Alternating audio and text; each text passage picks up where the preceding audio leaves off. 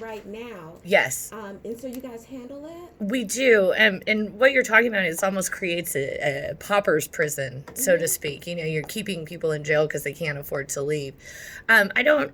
We haven't really gotten into it on the show, but Greg Abbott signed a bill recently that really kind of made it very difficult to prosecute marijuana charges, and you saw almost every county in Texas stop prosecuting marijuana charges. Okay. So there's huge changes coming with that. Federally, state-wise, you know, that's going to be a huge change.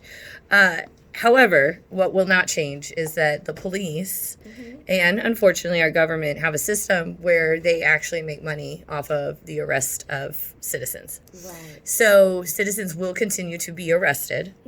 And citizens of this country, thank goodness, have the Constitution that allows them to defend themselves. And so that's what we're doing. You know, we're out there not defending, you know, guilty or innocent. I don't care. I told you I don't care. You're not the judge. What exactly, right. But everybody has a right. Right. What I care about is defending the Constitution and the right that people have and the process that the government must follow before they can take from us or incarcerate. So I actually do and I don't talk about it often, but I do CPS defense for the same reason. CPS is kind of a twist between a criminal and a civil type procedure.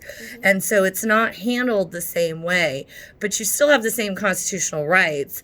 And I personally, as a mother, believe that my rights as a mother should actually be greater than not. So I do CPS defense, and I hate to say this, but a lot of CPS boils down to race, and I will call the DA on that, period. And I will say, why don't you go tell this jury, you know, why this woman of color can't sleep next to her baby because she ate some brownie, and then why did anyone know about this? Because I didn't see a warrant anywhere in this. So anyhow, I do those.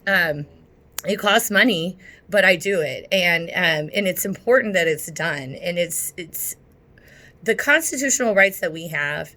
They didn't just get fought for in 1776 with the Revolutionary War, right? There was a Civil War. There was a War of 1812. When I was younger, people talked about the Vietnam War. I don't feel like we even talk about that anymore. There have been so many wars and so many conflicts and so many American lives lost so that we can have the Constitution. That if we don't fight for that and keep those rights, it's un-American. Like it's American to protect those things and to defend yourself. That's what we're supposed to do. That's what was intended for us. Well, that's great information, and that's the kind of help you can get at Cadillac Law.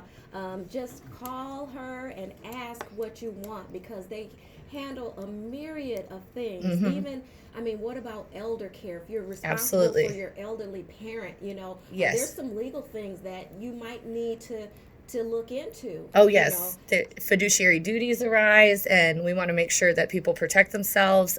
Even as an executor, have a client who's kind of in a bit of pickle because she didn't do what she needed to do immediately as an executor. So we cover all of those things.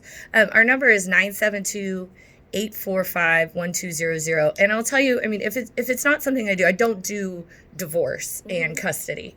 However, I have a very good friend, a very strong attorney who does, and I will just give you her number. So 972-845-1200 is our number. You can give us a call anytime. Any type of law, call us, and if we don't do it, we'll find you someone trustworthy that can. Well, thank you very much. It looks like we need to go to a break. Robert? Girl, I still can't hear.